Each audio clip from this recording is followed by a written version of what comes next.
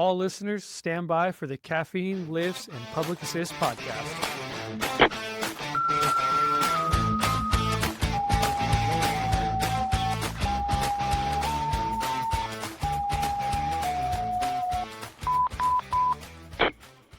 I just like to give him a little more work for editing. It's fun for me.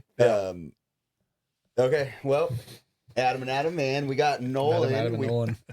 Nolan, both of us have worked with you. Yeah. Yep. So we kind of both know you pretty well. Yeah, good times. Introduce yourself. Say whatever you want, like For about you. your Sure. what you do and stuff. And Yeah, my name's Nolan. A little bit of background on me. I grew up in the small town of Bear Valley, California. A town of about 200 people, mostly seasonal. So parents were in a bed and breakfast. Kind of grew up just up in the mountains, and small schools, and the kind of the transitions, sports, and just growing up in an environment where there's a lot of people coming in, a lot of people leaving. Eventually, high school and that sort of thing, and trying to figure out what I wanted to do with life, and moved over to Reno to go to school, kind of try to figure things out. UNR? Yep, UNR. Nice. So it was a good time. Reno's a great place. Great town. While I was over there, kind of right when COVID hit, and kind of just trying to figure out what I exactly wanted to do, out of life, was came across a couple of buddies who worked up in North Lake Tahoe on hand crews, wildland fire crews, and that sort of thing. Looked like, oh, okay, that was pretty cool, because growing up, my dad was a volunteer fire department, He was the whole department himself. No, he was volunteer. He I mean, was the essentially, it was like volunteer a very small volunteer department, Yeah. and he was a volunteer there. Just as a kid, just kind of getting beeped and going doing stuff. Never really understood kind of what it was all about. And I think we're right about halfway through high school, Butte Fire happened in our small community, and I forgot he's super young. yeah, I know. that's right. You guys were probably I was you guys on were it. both. Oh, no, I'm sorry. I was on. We were on the Rocky at the same time. Yeah. But that Yeah. happened at the same time because Patty was on the Butte. Yeah. Yeah, but either way, Butte Fire, big event for such a small community. For sure. Being across, like my family, we got evacuated, and didn't really understand kind of like how everything mobilizes and just how big of a force kind of comes down on a community when you've got an event of that size and that sort of thing. It's like, wait a minute, these guys are coming from all over the state to come help us out. Yeah. So kind of got the gears turning. Didn't really understand still what I wanted to do. Just punk kid coming out of high school, and moved on to You're a college. punk kid. I always Did thought you I was just kind of, adjust the year There's I met 200. you? There's 200 people in that town. Someone had to be the punk kid, all right? That's what they exactly. call it, Yeah. No, I had to take on a lot of roles. I had to be athlete, punk, jock, nerd. Had to do all of it. Well, let me tell you, you held on to the nerd. Very Yeah, well. for sure. Yeah, you found that out real quick. Do your parents still run a B&B? No, they sold the business right before kind of the COVID year and that sort of thing. They had some So insider trading information they needed to get out of the business? I guess so. It was just good timing. We'd had it on the market for a while, Okay. just trying to find a buyer, because being in the snow and raising a family is pretty tough, especially when you're driving your kids. That's a ski town. It is a ski town, so yeah, skiing big part of growing up for me. Just kind of getting dropped off of the mountain. You had a taste of like the EMS side before, because like, didn't you work for Ski Patrol? Yeah, 100%. So I actually, when I was becoming, kind of backtracking a little bit, getting started in the fire service. Started over in Reno. I had signed up as a volunteer in my, small town. Whenever I was back, I would kind of help out, go on calls. My dad was still active at the time when I was kind of starting to get into it. So just getting exposure to it, and then getting into the Truckee Meadows Fire Academy in Reno. Nice. Kind of put school a little bit to the wayside at that time, because I was like, this is pretty cool. I wanna Schools do for fools. this. Typical And firefighter.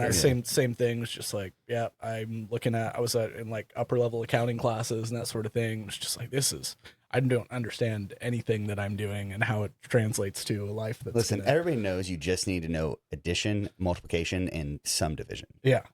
Not really. Division is the worst. Yeah, I agree. Subtraction. 100%. Yeah. Anything with numbers. No, kidding. Because I find out that I do a lot more Excel spreadsheets than I originally thought I was going to do when I initially kicked it to the curb school wise. So, I got into the Truckee Meadows Fire Academy. over there in Reno. It was like a 16-week academy. They were pretty intense with us, and looking back on it was like pretty cool. We shared training grounds with another regional academy at the Carson City Airport, and kind of had some crossover with them as well. And it was good. It was a good exposure to the fire service. And immediately after finishing that, I became a trainee. Yeah, I mean, you can bleep out that department, small department, in the mountains, but became a trainee there. Yeah, but they're super dialed ALS. Super They dialed. are super It was that was another really cool exposure to helping the medic out with certain things, and obviously being an EMT by then, and getting exposed to the calls, kind of low frequency, high risk calls, and yeah, just did that for a good couple of years. At the same time, got started doing ski patrol, which was something I'd always had little jobs at the mountain, like through high school, doing building terrain parks and ski instructing and that sort of thing. So by the time that I got started, I kind of got exposed to ski patrol and doing that. Fell in love with that pretty quick. It was pretty cool. Nice. So if ski patrol paid more money, you would have stayed with ski patrol. Which one do you like better? Is what I'm asking. Because firefighting is definitely that's my choice. Ski patrol is really cool. It gives you some really good skills, like working trauma. Yeah, you get exposed to a lot of trauma calls. Almost all of them are trauma calls. So, most of them are probably good calls. Yeah, it was pretty interesting seeing the dynamic. Everyone's really comfortable. Ski patrol wise, like a lot more comfortable with someone with a broken leg on the side of the hill versus someone walks into the dispatch office like, oh, my chest hurts. And just like, oh, okay, now it's kind of flip flop. And everybody gets flown out. Almost. There's a good amount of times where you obviously can't fly people out, so you're relying on ambulance transport. Sure. But like for the most part, you're always starting an air ambulance. I mean, obviously, anything cardiac up in the hills, it's an air ambulance. Oh, 100%. For the most part. Yeah. And then I don't know if this one, I think this is like one of our messed up episodes we try to do, but when I was talking about the broken back and then the AMA'd. Yes. That happened. Yes. That happened where he does ski patrol at. Yeah. And that can happen, more oftentimes than not. Mechanism of injury is an interesting thing when you look at that, because, for example, a call I went on, it had to have been about 300 pounds, fell out of the chairlift right into a patch of snow. And, so kind of just mentally gearing myself for, okay, what do I have here? And sure enough, pull up, chairlift stopped. This guy happened to fall into the 10 by 10 spot of just perfect powder. Nice. And at this time, I'm like, okay. And I, do my trauma assessment, figure out what's going on, see if maybe he did hit something. But the guy was conscious, talking to me, he didn't really have any pain. He was just like, my legs stuck below me, kind of in the powder. Yeah. And, so immediately kind of when you're rolling up on a call and your mind's gearing up for what you're about to see and stuff, and someone falling out of a chairlift is usually not pretty. It knocked the wind out of me when you said it. So yeah, so exactly. I kind of felt the same. I was like, man, how's this going to go? And sure enough, the guy's talking to me, and pretty quickly, I'm like, okay, this is, we can chill out. Butter the chair before? No, what's going on there? How are you slipping out of that? He was he might have got on the chair, loaded the chair wrong or something, and just happened to slip off right in the right place. Buttered up the chair lift. That's what I'm saying. He's going around like, I didn't get enough calls this week, and just starts buttering up the ski lift chairs. No, because the frequency of calls that you get is pretty high in a place like that. And your nearest ambulance is down the hill, 45 minutes. Oh yeah. So yeah. That's pretty close. And guy ended up AMAing, being totally good. I think he might have gone skiing again after that. That's wild. So, which is awesome. I mean, you don't want to ruin your day. So you can fall off a ski lift and you can be fine. You can fall off a ski lift and be messed up. Mm-hmm. Yeah. You can fall over on your skis and you could break your arm. Had a few of those.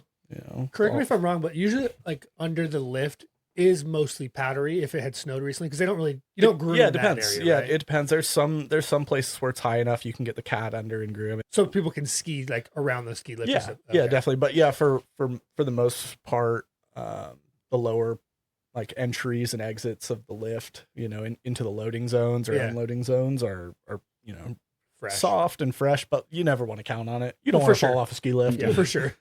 So But yeah, I've only been a couple times, but I'm like, I don't like. I look down, I'm like, dude, if I fell that far, Yeah. no, thank you.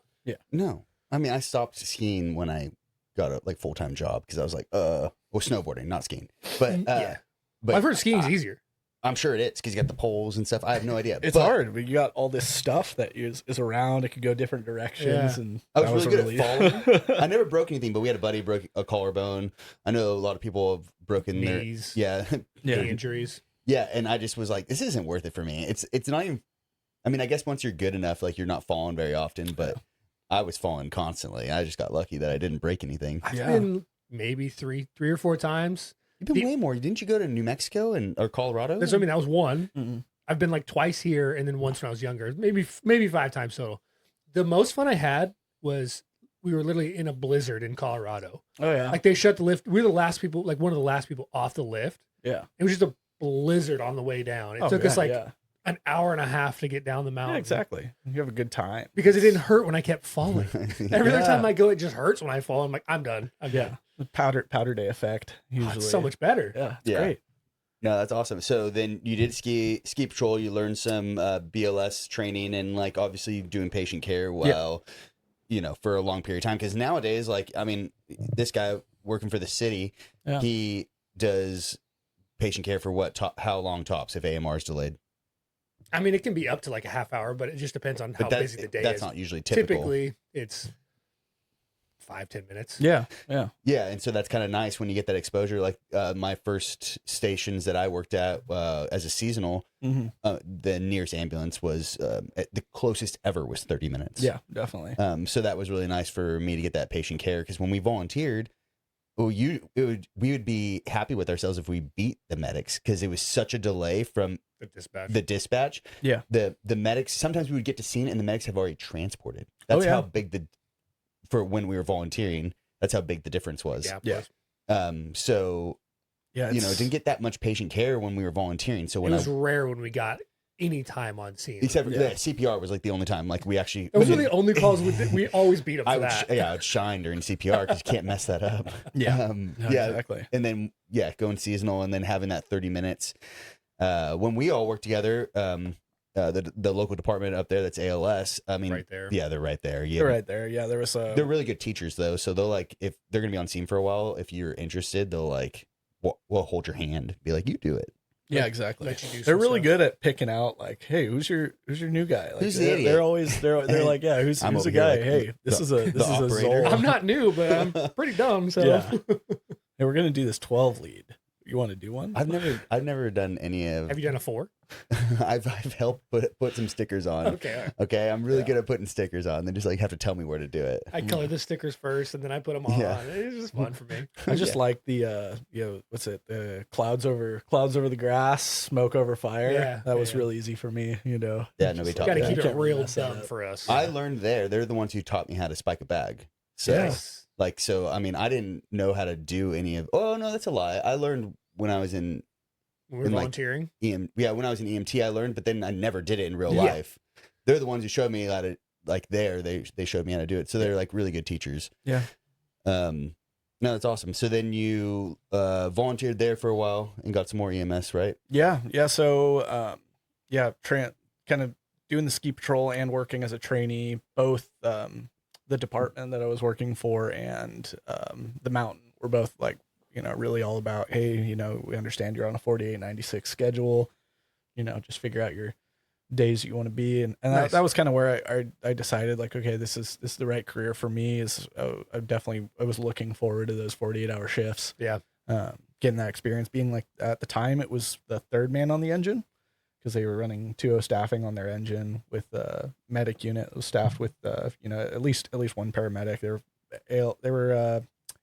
Their minimum staffing was one medic on the engine, whether that was the engineer or captain, and then either one medic on the ambulance and an engineer. They ran out of a couple of different stations. So at the time when I started, the staffing was kind of wonky, but they made it work. Being a full ALS department and that sort of thing. But the trainees they would throw as third man on the engine, basically running the firefighter spot. Sweet. So what's So it was great. So when did you figure out that you wanted to be a firefighter? It's probably about a quarter of the way into the Truckee Meadows Academy when I realized, we were. So you didn't even know when you were going through the academy. You're just like, I'm just going to try this because I have nothing else going on. I mean, it was kind of. I always had the goal of at least doing a couple seasons, like fire seasons, because that was my only exposure really to the fire service was, being able to go out in the summer and fight fire all summer and then come back and maybe go to school. Yeah. And that was kind of my, okay, I'll give this a shot, see what this is about. And then, about a quarter way into the academy and just seeing the buy-in, we had a very strong presence from instructors that were involved in local departments there in the Reno, Northern Nevada area. And just kind of picking those guys up as role models and seeing like, okay, these guys are doing this with they're coming over volunteering their free time because they like what they do so much for, was your dad like, was like, hey man, I want something better for you. He planted the seed. No, he planted the seed kind of right there at the end of the high school. Like I said, like Butte Fire was happening. That was my senior year of high school. Yeah. And so growing up skiing, I was always into like, going into the park, doing tricks and doing cool ski stuff. I definitely had a knack for skiing and I just wanted something where I could ski every day. Yeah. And, do that sort of thing. And He's like a surfer, but with snow. But with It's snow. like, Yeah, I wanna exactly. Do a job where I can still 100%. ski every day. And living in a community like Bear Valley, it was like everything's about skiing. Yeah. That is the tourism. That's the economy. Yeah, it is. And so that was kind of what excited me was Okay, being able so to ski a lot. So your dad volunteered, so you Yep. had some fire service. So would you say, if you're actually looking back at least that's the way I'm picking up what you've put down so far, is that the Butte Fire is what initiated The kickoff. your real interest into the fire service, and then you went Yep. to the Truckee Academy, did a quarter way through that, then you were like, oh wow, I actually like this, or I'm good Yeah. at it, or whatever you decided, and then Yeah, I was for sure not good at it at the beginning. No one is. No one is. Yeah. So like for someone, if someone was like listening to this and thinking that we're dumb, what would you, they were like, well, how would I know if I'm interested? You would just say, get after it, or Have a huge disaster happen in your city. Oh yeah, and They'd be that's like, all. "This is Well, you cool." talk to firemen from all over the place, and that's a common thing. I mean, Something happens in something in the big area. happens, and they're exposed to it. you want to know my first exposure to a fire department? Absolutely, yeah. So I was like, I don't know, 6 or 7. Yeah. And I think I know where this is going. I don't think you do. I don't know if I told you this before. And then it was like a birthday party or something in my backyard. And I'm a fat kid and I love hot dogs. I choked on a Yes, you hot do. dog. And there's an off-duty... Wasn't the last time. there's an off-duty fire guy there, and like he ended up doing the Heimlich, got it out, and then they still had the engine come because somebody had already called on one, so they came, and obviously I thought they were doing something now, but now being a fireman, they didn't do anything. Oh, They just came in. They came to laugh and be like, "This fatty choked on a wiener." Yeah, that was my first exposure. So, and then He's on a list now, actually, in the city. So probably, yeah. Hot dog guy, watch out. If there's a barbecue in the neighborhood, we just swing by just to check, just After to make this sure is It's like no one of those choking. generated, like, last time we saw this kid, he was 7 years old or 6 or 7, and this is what he probably looks like now. yeah, that's Be why on I'm trying to grow out lookout. the mustache right now. Yeah, there you go. So they cannot identify. You me. had a mustache I at did. 7. It looked exactly the same. Yeah, so that was my first one, and then I was riding my bike trying to show That's up where I for thought you were yeah, I going. was trying to show up for a girl, and it was like frozen over or whatever. Oh. And then I was like trying to do. It was super cool to like hit your brakes and lock brakes. them up, you know. And then I ended up sliding, and I ran into a fire hydrant, and on impact, it blew open my leg. It got 36 stitches in my inner thigh, So and so like get absolutely destroyed by this fire hydrant. I And you're was kind of like, looking down on it, and you're like, and wow. And now every fire hydrant, like, you know, when we have to go wrap a hydrant, You gotta I do hit it. you gotta I do hit a it with forward hydrant you gotta do a wrench. forward lay, and you're just Yeah. standing away from that thing. Oh, I hit it with the Yeah, fire. there you go. Like I'm passing it along right Yeah. here, you know. Yeah, exactly.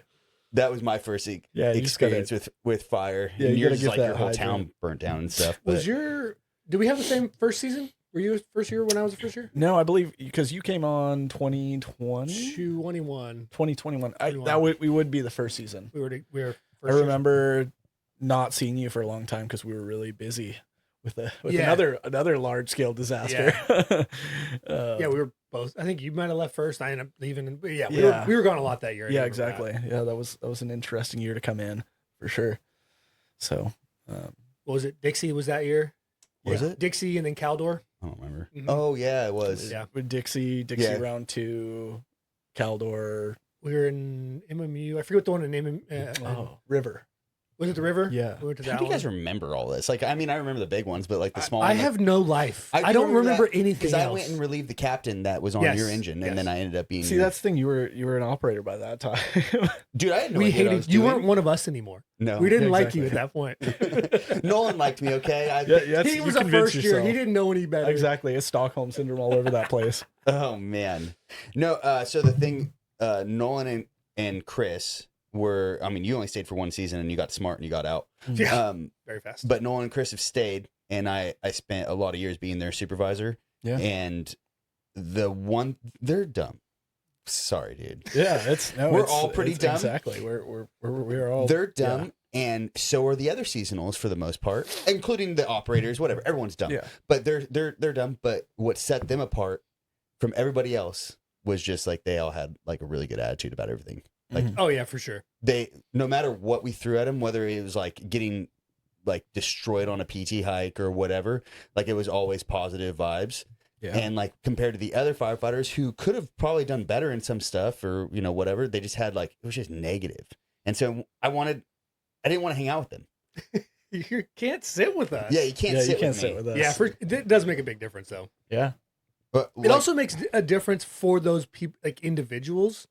Like your life is more fun or more laid back, which makes your supervisor more laid back, which makes the whole scenario just better. Yeah. 100%. Versus if you have a bad attitude or your supervisor has a bad attitude, like that just ruins everything. Yeah. my first That's why I hated working with you. my best strike team ever, which wasn't even like on a cool fire because it was down in Riverside, was the Fairview. And Yeah, it was a cool fire.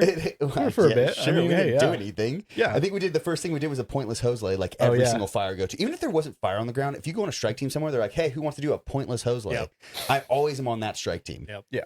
And but I had him and Chris, Oh, nice. and it was very entertaining. It makes it way better. Is that the Man. one where Chris asked a question and I go, "Shut the fuck up! I make more money than you." Yeah. I mean, So stupid. I that might have happened several times over a couple different fires that we've gone to, but it was a good way to lift the mood But at the time. You guys are the only ones that I could like really do that with, because everybody else would be like, they would like shut up and they would just be Like you were being serious. like, I was being serious. Yeah. Like I those guys have such a good attitude that like no matter what, like they were always positive. Even So, when you were serious, they didn't take you serious. I'm pretty sure I was serious at a couple points and they were just like giggling in the back about it, and then Yeah.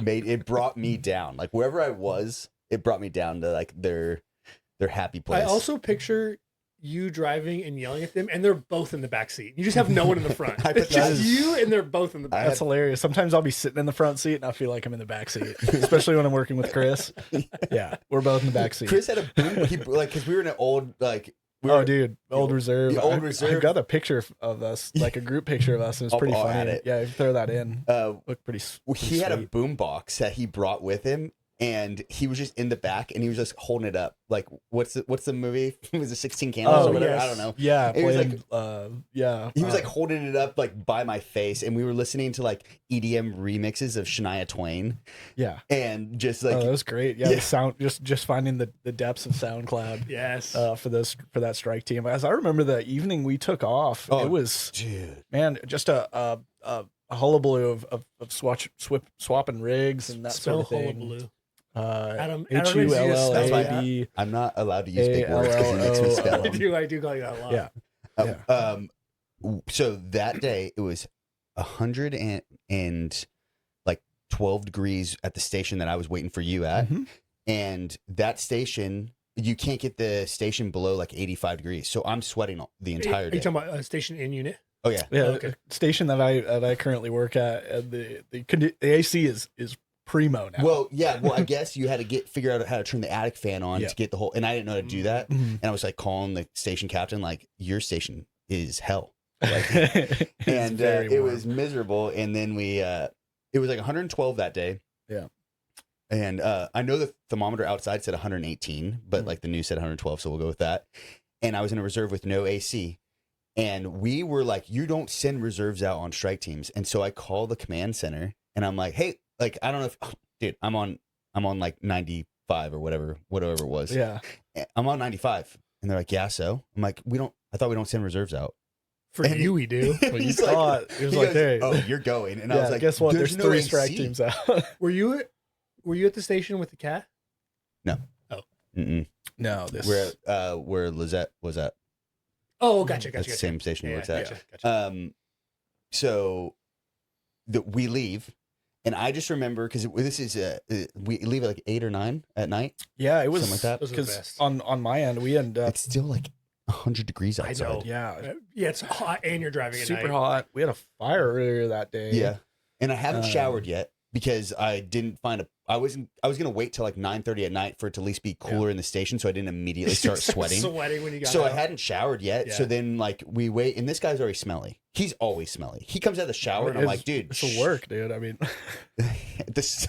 Little mini patty. So everyone, it doesn't even matter at this point. We're all sweaty. We have to drive with the windows down. I remember being at the bottom of the grapevine, and like I pulled out my phone to like. I was just still sweating the entire time. I was so dehydrated. I pulled my phone. It's still 95 degrees, and it's like at that point 1 it's o'clock. it's midnight or past midnight. Yeah. yeah. Also, in an old reserve, I had to be in the far right lane. Big rigs were passing me. I was going 25 miles an hour was top Up speed the hill. up the grapevine, and the guys they waited 25 minutes for us to catch up. They ended up pulling over and stuff and waiting. They were like hitting us up on the radio. Yeah. Yeah, hey, where you guys at? Where you guys at? I'm like, oh, we almost We peaked in- turned around. That's where we're we're at. going home, done with this. And then so we get to base camp, and everyone else is in brand new like BMEs and type 3s. AC was going, like they had to turn it down. It was so cold in the engines. Icebox. And then we're coming out, and I refused. I told the strike team leader, I said, we're not wearing yellows. I said, we're in t-shirts the entire way. And he was like, all right, sounds good. You got to make We didn't wear exceptions. yellows. We sometimes. didn't wear Bs. Everybody else they got out. They were wearing Bs. We come out in our blues, and they're just completely different Just colors. cut off your white, cut off white shirts. stains Well, everywhere. this is pre those nice Defender. Yeah. you know, $50 just- Yeah, the shirts. $50 shirts, which yeah. And I was, because I'm a grumpopotamus, but I had these two guys with me, and they're just like laughing and joking around the entire time. Yeah. And like it was just such a good like strike team, good It's good vibe. vibes. Oh, Good it's- vibes, dude. It's good It vibes. really is what you make it. Because yeah, it was that might have been the only time we went out of county. That was the only time all in the three of us had. the 3 of us did, and yeah, just a great time, good attitudes. So Yeah. Yeah. And then we were also the leaders. So like these guys are like, I don't know, they're really good at like mapping me places, and they're have you ever been like someone's supposed to give you directions, but they like tell you last second like directions Oh, yeah, instead for of sure. like telling you, hey, in a mile you're gonna have to be in the right lane, so you gotta make a right turn. Also, when you make that right turn, you need to be in the far left lane Because the next thing. because it's gonna be a left turn. Like these guys and maybe one other guy I've worked with does that. Everyone else is just like, Especially because you're you were so supposed to bad make with that right directions. turn a mile ago. Oh, really? Thanks. yeah, That's I always helpful. think about that Talladega Nights quote when I'm working with an engineer, and like, you know, if we're going to like a working incident or that sort of thing, it's like Ricky Bobby is a driver and you need to drive, or it's like yeah, you're not supposed to think, you need to drive. Yeah. And you just got to treat it like that sometimes, you Yeah. know. You- So I cannot think. It gets to a point where like when they start messing up, I tell them I have put I don't want to say names. I put two firefighters In the back seat? In the back seat. One I put two firefighters in the back seat, and I said, "You guys bring the ice chest up here because at least it does something." that sounds like the Rock story too, or like an old CDF story, but Yeah. hopping out and grabbing a rock, putting both firefighters in the back seat, like, yeah, Rock, you're gonna be my boy. these guys, Chris got like a plank of wood, like from Ed and Eddie. Yeah, that plank, and yeah. he like drew a face on it, Incredible. Thank and you. then would put it in my front seat with a helmet. Incredible. Yep. I think I would say like of all the attributes that a firefighter could possibly have, it would have to be attitude. Mm. Like I'd rather It goes have a long way. a dumb firefighter that has a great attitude than a really smart one that just is has my As a attitude. turd. Yeah. Yeah. Yeah, for sure. Yeah. Would like, where did I don't know, like where did that come from? Like, how did you guys came in day one like that? Yeah, and for Chris and I, because we started on separate seasons, we didn't know each other at first.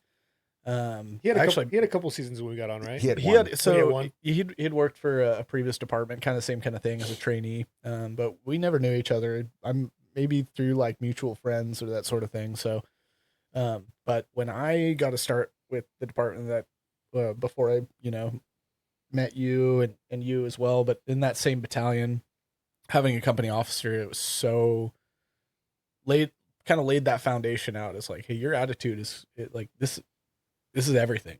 You're gonna what you can lay out from here going forward is if you can always approach something with a good attitude, then you're gonna be fine. Do you think it helped you with like what, or just tell me what you think it helped you with besides obviously getting along with your supervisor and your other guys? Like, I felt like guys with better attitudes, like did better in like PT, they did better all around. I don't know, because it's such a mental game. Yeah. That like if you come at it like just, I don't know, goofy and like, yeah, whatever, let's keep doing it. Like the time goes by fast. Like For sure. it doesn't feel as rough. Yeah. If you can joke, if you're in shape enough to be able to joke on the hill, I don't know. I just feel like it's just chill. 100%. I think the best thing a good attitude can really do is just lay the foundation for how you're going to approach your everyday life in the fire service, especially, is that you're giving yourself guidelines to be able to take yourself serious and take your preparation serious and your perspective as well. But being able to kind of look at things and laugh a little bit, like the big picture kind of things, which I think that helped a lot because, you could roll in and everyone's got something going on home, outside of work, maybe inside of work as well. But if you can kind of turn that off and come into work and, just like, hey, what's up guys, and start off your day, having a coming at it with a good attitude is everything. It's easy to go into work and separate everything else. Yeah. Because you're so occupied with work. 100%. So if you can do that and have a good attitude about like, I'm here at work, this is what I got to do. Yeah. It's going to suck, but I like the people I'm working with, or like, I just have fun in general or whatever it is. Yeah. Makes a big difference versus like bringing your home life that you're not happy with. And then you got to do some bullshit at work. Yeah. And it just compounds. And then you ruin everyone else's day. Yeah. It also has to do, I guess Chris is just like a Labrador. You just can't understand because you're such a grumpy. grumpy. Because I'm a grumpy pot. You're a grumpy trying to cat. understand because I'm like I joke around and stuff, but I can be grumpy, right? Yeah. And like You get Chris angry. is like a Labrador Game retriever. firm. Like he is always just like, yeah, what are we doing next? Yeah. Right? And you're very similar to that. And I'm just curious, like, is that just how you've been forever? Is that how you, or is it just the people you work with and brings that out of you? I think it's probably a little bit of both. Like it really is who you're surrounding yourself with at work. I mean, sometimes you just don't have a choice, but Yeah, you're the welcome. biggest thing you can Yeah, do it's is you or Jones, and everyone's like, God damn it. We're the worst. You guys are terrible. but at the same time, you can come in and be like, okay, I won't let what I've got going on affect me, and being able to bring the people up around me that, maybe they're not having a great day. For sure. But if I can at least just kind of step over that threshold and say, okay, I'm going to come in, I'm going to, set almost set an example for kind of what I want out of the day. I mean, you're not obviously not going to be able to do that all the time, but being able to come in and, throw some music on, doing like an engine check out or something like that. And This guy, I think he does have a good attitude. Let me tell you one time where I laughed about it and I thought it was hilarious, but like the more I look back at it, the more I'm like, oh, that guy was pissed. You broke him. He was which time? Which time? No, this one I don't know. It wasn't even on purpose. I think I just made a stupid comment. You were making something. Maybe you know the story better, but you ended up throwing it on me. Oh yeah, I remember You were that. pissed. I got really into baking that season just because. Well, so you come in as a seasonal, and all of a sudden you have a commercial kitchen just at your Yeah, disposal. it's true. And Yeah, when you've for got sure. like a sweet tooth like I do, and you obviously want to impress the people that you're working with. I want to make something for the guys. Like I'm gonna make what were we making? Or what was I don't making? know, but Because it you was don't like- know. It was Was like, it it was like delicious when you were licking it off of yourself? So he like made he was making like a huge mess or something like that. I don't remember. You ended up throwing yeah. it. Well, okay, so It was like powder or cream or something. yeah, this was at the end of I remember. It was a mix. It was a mixer. Yep. He was using the KitchenAid mixer. Yeah. Well, he was using a mixing bowl, not the one that you It's put in there designed for and it. it locks in place. He was using a mixing bowl, and it was Yeah. like making a mess. And so, yeah. Yeah, And so, they're legit. I mean, correct me if I'm wrong, but basically what happened was I just made a simple comment like, "Why aren't you using the fucking mixing bowl that comes with it?" It's not the comment, it's the way you said the comment. Yeah, no, I that- can already tell how you said it, and you deserve to get Yeah. thrown at. And he turns around, and Nolan like has his shake a little bit sometimes, and he was Yeah. like shaking. He had the bowl, and he's like, "Fuck you!" And then he throws it at me. I'm like, "What the?" Everywhere for no reason. Good for you, man. Yeah, it was Good a for you. culmination of just some things. It's like, man, this guy can't be serious right now. He's asking me this right now, and I'm already like, there was obviously already like I was like whipped cream or something like that all over the place because I'm using this stupid bowl, Yeah, and I'm it was a stubborn. mess everywhere. I'm stubborn enough that I can make this work. I can make this work. Like, this is what I'm working It's not with. that we were. By I the can way, do we this. had that bowl. It's not like that bowl. Yeah, like, it got was- lost. Yeah, it was we had the there. bowl. I think it was just I already had the stuff in there. Like how how He's this, committed. this can work. He's committed. And yeah, just So- one thing led to another. So Yeah. I don't know Good if so Nolan, but at least he's a pretty good cook. If I'm being honest, like he messes up and stuff because he will not make the same thing every time. So sometimes you mess You're up. trying stuff. Yeah, he's you gotta, trying give, new you gotta give it a stuff. shot. It's Chris- a big part of Chris, life. he takes credit for other people when it comes to cooking because Nice. he's not a great cook. But he Nice. did your chicken. He did your chicken a couple times, Yeah, and the first time it he was a good burnt time. it all, and then the second time it actually turned out pretty good. Yeah. But he tries. So Nolan's actually a good cook, but the first meal. Oh man. And I have the Oh, video of man. this, and I'll attach it. Is that he was trying to make? He roasted potatoes in the oven, Mhm.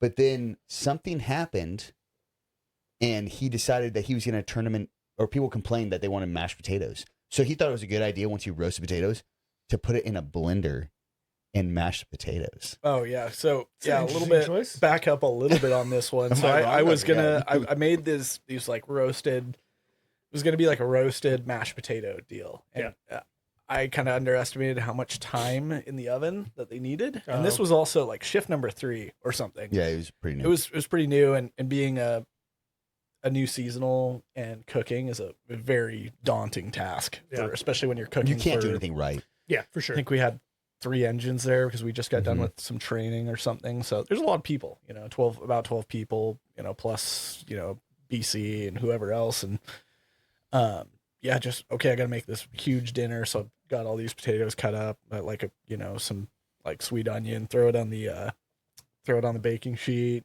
Like I got plenty of time. Like I got plenty of time. Get closer.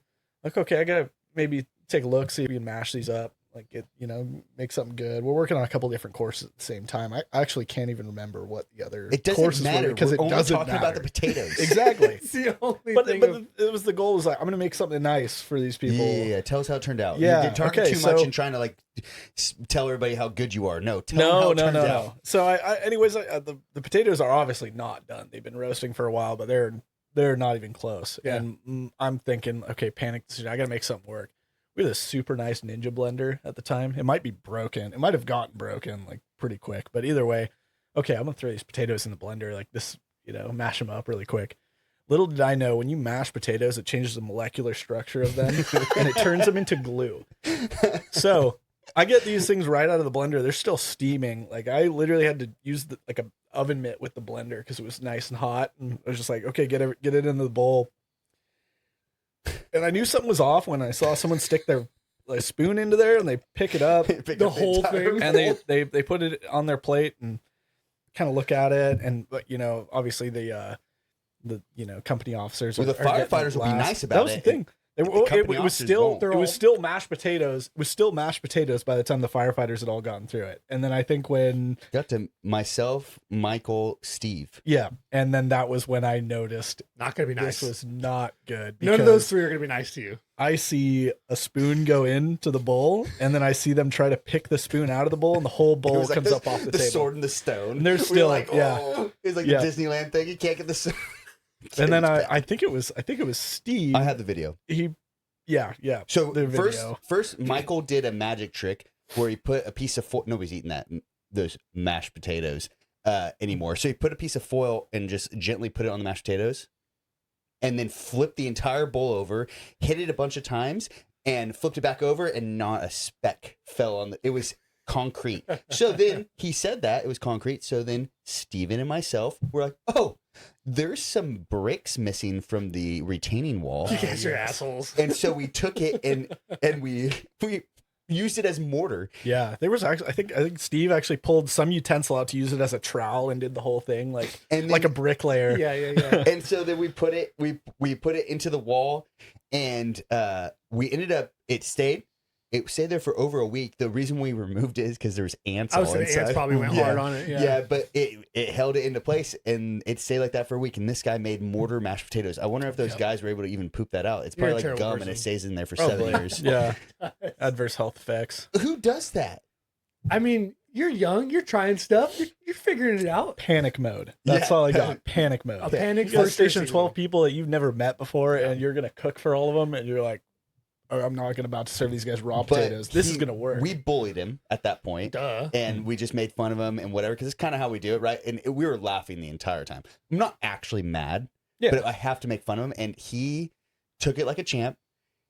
And it was just like, it made it so much better. Like, because, once, if he would have like cried or like got super pouty, like we obviously would have stopped. Yeah. But then we would have been like, well, that sucks. I like had so much more content to hammer It him. was more fun with that. And now we still talk about it. Like, I Yeah. don't think you made potatoes I think you redeemed yourself like the next week. Oh yeah, no. And then by the end of the season, I believe we had everybody together, and I made some really. I'm not trying to pat myself on the back or anything, but I made mashed potatoes that were good. I served them in a blender.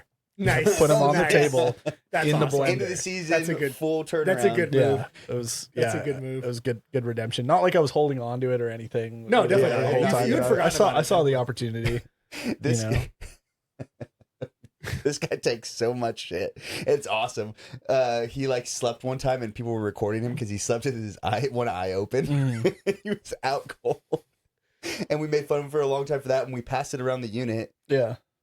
showing So- everybody that this guy's creeper. Are you going to stay with this organization long Yeah, term? well, because all these people that have been one way or another involved in the times that I've either messed up or done something goofy or something embarrassing, like all like my super solid friends at any time, like it's time to go to work, and if they're there, it's they're just good people, because that's the thing. You don't have to take life so seriously and be all pouty and that sort of thing and be embarrassed, because You're a better man than I am. because they also have embarrassing things that happen to them. Oh, so, for sure. Oh, sure. yeah. Yeah. I've done really dumb stuff. That's funny. No, but it was just all around, like, because of that, like, yeah, you did some stupid stuff, and so is everybody else, but like when you can just take Roll with the punches. roll with the punches, then for it sure. like makes it so much better. And I don't know, people wouldn't just want to work with you. They just want to like be around that Yeah, person. absolutely. Yeah. So that was awesome. Ties it back into like being positive and that sort of thing. Like, and you see somebody who, doesn't take something so well, even if it's a small deal, messing up in some small way. And if they're negative about it, you kind of take a couple steps away, kind of, you don't want to totally desert them if they're your partner or that sort of thing, but it's going to kind of make you think twice. Like, am I going to have a good time with this person? Yeah. I might have to walk on eggshells about certain things or whatever, but you can have someone that can turn things into a positive light, and you're going to be able to go through some stuff with them and For sure. have a good time. It helps. Well, your first season, how was your physical fitness? Oh man, I had no idea what I was getting myself into.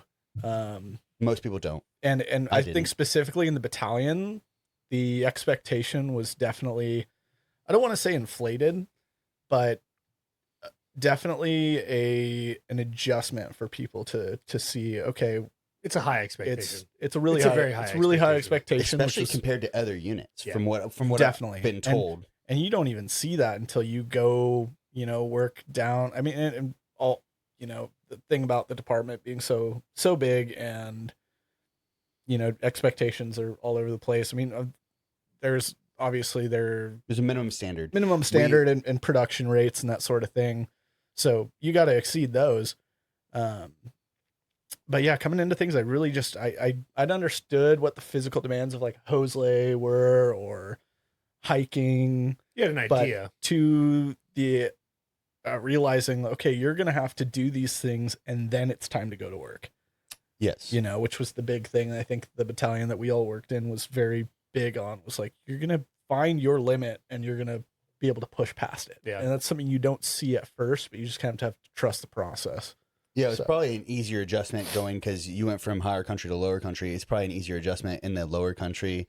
You were like, oh, like mentally at least, Yeah. because you guys do completely different workouts now compared to what. Oh, You were- 100%. Yeah. It's all by design, or at least you can say that, but realistically, the workouts that we were doing would be like on an hour delay, that was at the, everything drill, laying every stick of Oh. hose on the engine, everything from your supply down to your P line, Yeah. and laying it out in a hose lay and that sort of thing. And at first, like, man, you see that to begin with, like, this is insane. Why are we doing this? And then it's realizing, okay, you're learning what everything is on the engine. This is especially good for a new seasonal, or a new firefighter, is just being able to like use different techniques to, finish or achieve your goal, your objective for that day, whatever it may be. Yeah. Did you do it the first time? No, Okay. I missed the first I was time. there for the first time, Yeah. and it was. I mean, I can't confirm or deny if it was supposed to be used as like kind of like a punishment, and and then it was like they got into it. Mhm. It was yeah. So they were like, oh, daunting task, whatever, and then all of a sudden, like 10, 15 minutes in, they're like they super got into it. So we did that in like 2020. Yeah. Well, then it was just at this point it was just a legend. Yeah. And we didn't do it again for a couple years. Yeah, no, this 'Cause was it's only been done like twice. year two. I Year was like, two we, for me. we didn't do it. Yeah, when I so was there. they did it. Yeah. We did it in 2022 Two. or 3, Yeah, and it was like a legend. People were like, "We have to do it." Like we've been hearing stories, and there's pictures on the wall of the event that took place, and they did it because the first time we did not get any pressure to the end of the hose line. Mhm. I think we stopped at the 1 inch. Like we couldn't get enough pressure, or whatever happened. Yep. But this time we made it all the way to P line, all the way to the bottom. So they actually completed Where it. did you do it at? At the station? No, it was same. like by the Moose Lodge Yeah. over there. It was like there's a hydrant there, so then you just go all the way around the back and follow the PG&E lines all the Gotcha. way up. Yeah. How many feet was it? Believe it It's ended like a up mile, being, like, right? Yeah, it was Over a mile. Yeah, over 5,000 feet. I want to say, all said and done. Yeah. So anyway, No. so your physical fitness, because I can attest for mine. Like my physical fitness was junk my Yeah. first season, and then it obviously got better the second season. And it wasn't because I did anything really different my second season. It's because I mentally knew what was expected of me. Yeah. So I got better. And then my third season, then I had like the mental fortitude to know what was expected of me, and then I was actually pushing it in the gym and like Beforehand. and beforehand. So like it does take I don't care if you're super in shape. Your first season you're gonna suck for a little bit. Oh yeah. Especially from us coming from 50 elevation to 4,000 Yeah, definitely. right off the bat. I do know some people which that doesn't tie to, like you're gonna suck. There's a couple guys There's that I do know anomalies. that like, Yeah. but they were born and raised up there also, there's- and they were like did a great job. But for the most part, I would say like 95% of the personnel first season, they suck. Mhm. Yeah. Like they didn't know what they thought they'd do a couple CrossFit workouts and be fine, and it's not the same. It doesn't like all like there's Doesn't like translate. a physical toughness and a mental toughness, and no one has that real mental toughness.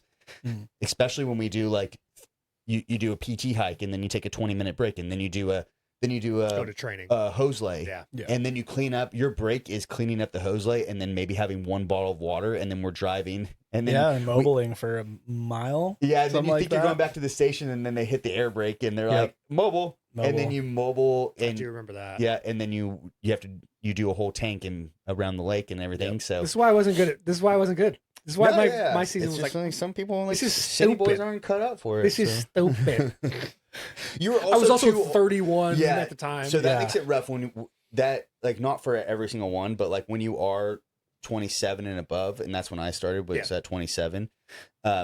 It makes it harder to get those guys to like really get on board with the like physical demand. But when you're 18, 19, 20, and that's when you start off, like they're all like It's because it's the mental part of it. Yeah. I physically did all those things. Like I bought into Yeah. it and did the stuff. Mhm. But I also hated my captain for it because mentally I'm like, I'm not fucking 22. Like I'm mature enough to know what your expectation is and I'm going to meet it. Yeah. That's a lot of like, not breaking them in, but like breaking in the younger guys. Like, here's the expectation. This is what we do. Mhm. Here's why we're doing it. Like, Yeah. you know, so I got it and I did it. It really- I just hated everyone for it. Yeah, it really hit home for a lot of those guys because they were like, when are we ever gonna, basically PT for 4 hours? And it was like we always did it early season, And then once you get on a fire, and then they would, we would do a PT, and then all of a sudden they'd be on a fire. Like especially if you're working in the lower country, you'd be on a fire. You go back, maybe you get a bite of food, probably not, and then you hit another fire, and then you hit another fire, and you're like, oh my god, I haven't eaten for 6 hours. Yeah.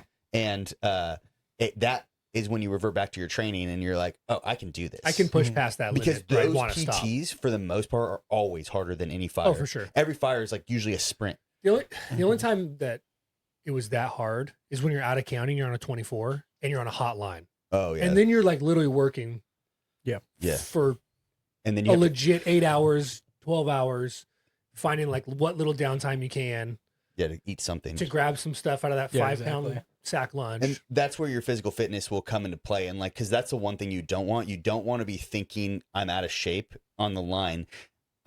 You want to be thinking about the job at hand, and that's where being like those first few months when you get brought on in April as a seasonal, like we're going to be PTing pretty hard because we want you to be in shape because hopefully you weren't drinking all 3 months that you were laid off. Yeah. But we want you to be in shape so that when we get to those that high demand August, September time. yeah, you're not thinking about your physical fitness. Yeah. You're like, okay, what did Adam tell me I have to do? Oh yeah, put water on the fire. Okay, Yeah, for sure. Like, I'd rather you be thinking about that than being like, oh, my legs are cramping or Exactly. whatever's going on. No doubt. Well, and you're gonna have a much better time, having met that expectation early on. Yeah. And realizing, okay, what is it about my job that I need to focus on right now, especially when you have to dig deep later in the season, busy time, this big fires at the end of a 24. Yeah. Kind of looking like, okay, physically, I have no problem doing this. I can do this. And It's then- also fun.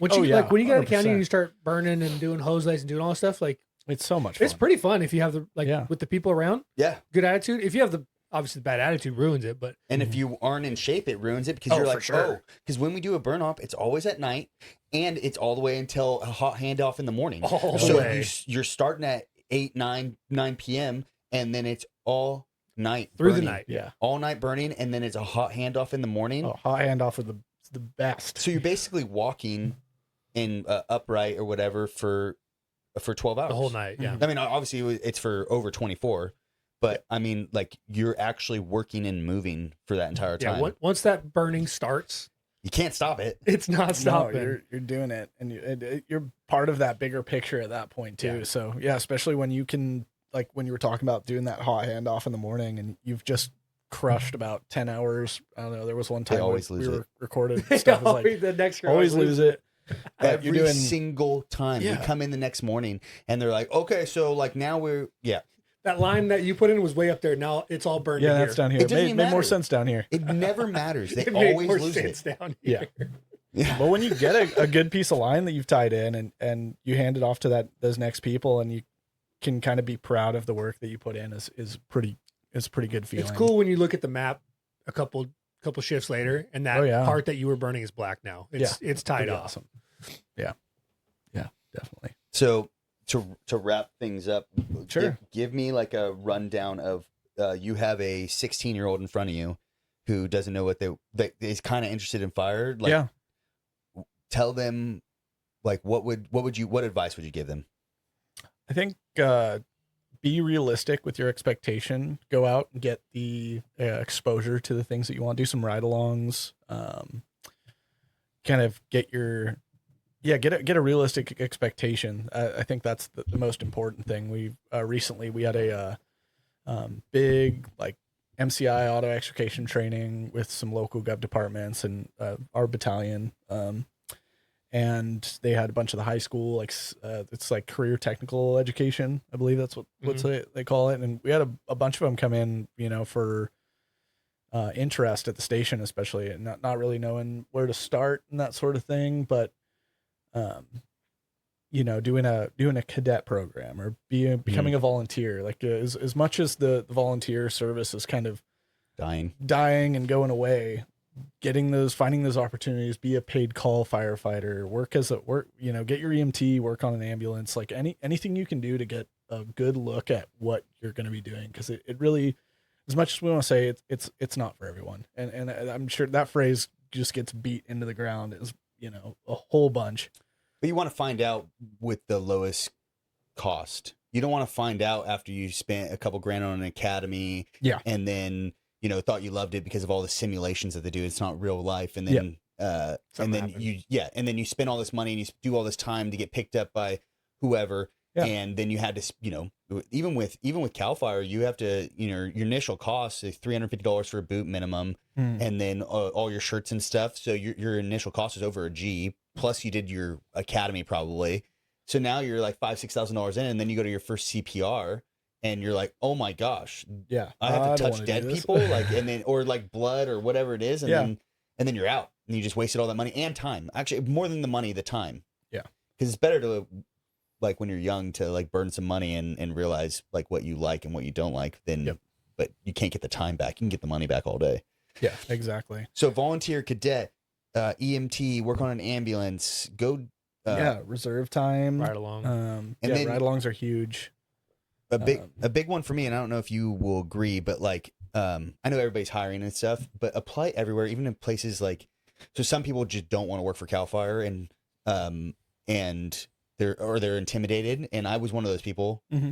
And then once that gave me a job, and then I ended up, obviously I've been doing it now for 8 years. So I ended up loving it, but I was not like, I didn't even want to apply. Somebody like encouraged me to apply, and I finally did it.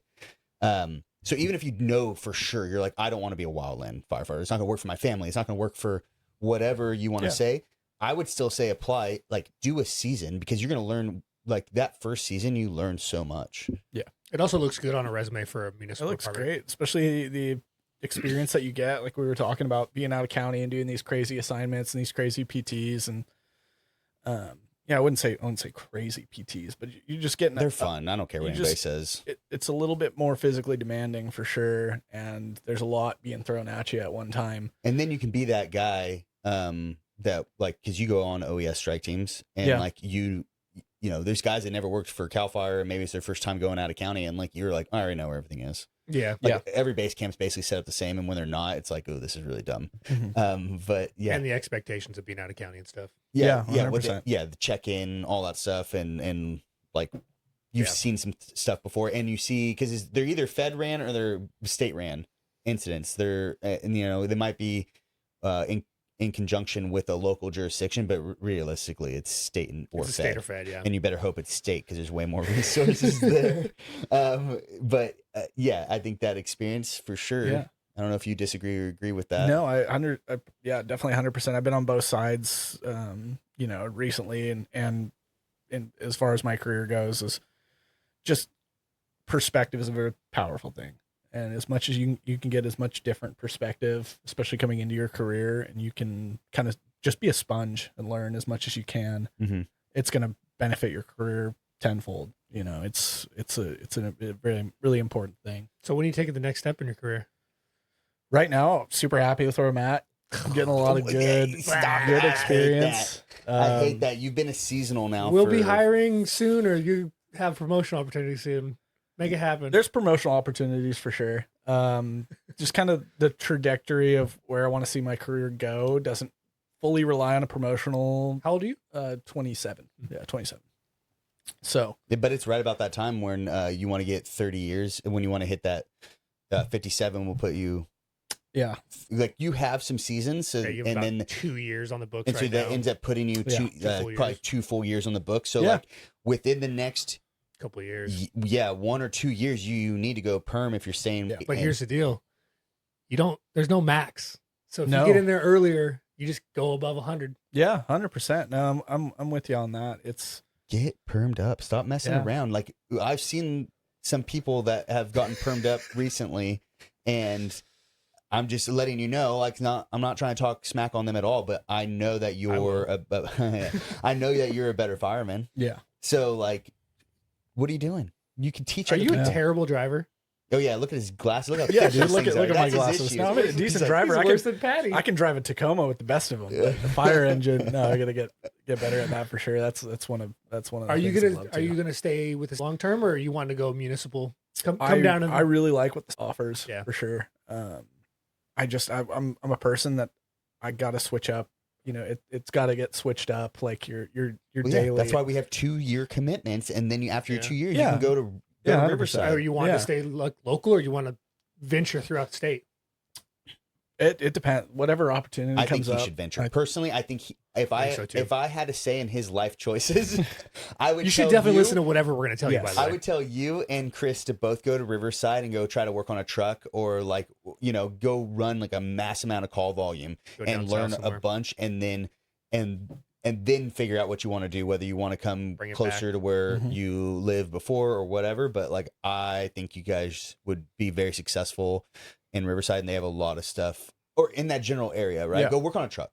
coming from the guy who started somewhere, left for about 3 months, came back, never been anywhere else. Hey, listen, that wasn't my plan. I know. I'm just I ended up thinking shit. meeting my wife. Yeah. and It's then don't that's a- meet a that's woman, a dude. big They thing, ruin man. everything. Yeah, exactly. I Right. could have been an You actual could have been a decent real fireman. one. I could have been a decent fireman. I could have went and worked somewhere else. And now he's a dispatcher, dude. Yeah. How far can your career fall? You know? Oh, I Yeah. remember you worked some overtime earlier in the season. Oh, I got and fires You every got single fires, time. and it was just like one battalion over, and we were still on like a low dispatch, so I couldn't. They were popping fires in that battalion for whatever reason we Yeah. weren't, which we usually are. And I remember getting a text like, "Hey, like wrapped up some fire or something like that," and I was like, "Oh, how'd it go over there?" You're like, "How are you gonna let a command center captain fight more fire than you?" In the beginning of the season, I had more acres under my belt than anybody else. Every place I went got a fire. You're And supposed to then, put it out so you don't have a lot of acres. yeah, no. Why we do you? did. I put it out You 1 having acre. a lot of acres is bad. Okay. Dude, in the most remote location, and then I'm out of breath because I had to, from the engine, because it's close to the engine could get. It was a half a mile hike, which I know doesn't seem bad, but like there's no trail. Like Yeah. I'm hopping over logs and stuff, so I'm like, and I've been in the command center now for like 6 months at this point. Yeah, So it's 62 degrees always in there. yeah, so I'm exhausted, and then I get there, and I'm like, oh, this isn't a lightning strike tree on fire, because that's what they found the night before. It was already an acre. Nice. So then I'm like out of breath on the radio, and I should have just been like, well, I should have just taken a minute and caught my breath and had some water, because it wasn't going to go anywhere. And then I ended up getting an acre in the most remote place I possibly could Yeah. get. And the next engine that came in was an hour and a half out. Nice. So I was just myself, Helitack, and tankers. Yep. And I was Doing like, it. and so now I Doing have it. not picked up any overtime anywhere. You come get some refuse. overtime. I'll pick up some overtime later. Yeah, yeah. Well, thanks Nice. for coming on, man, and telling us about your. Yeah, hey guys, thank you. experience. Appreciate it a whole bunch, and yeah, Let's go get some Pretty cool food, thing. dude. Dude, I'm let's do hungry. it. All right. Later. All right.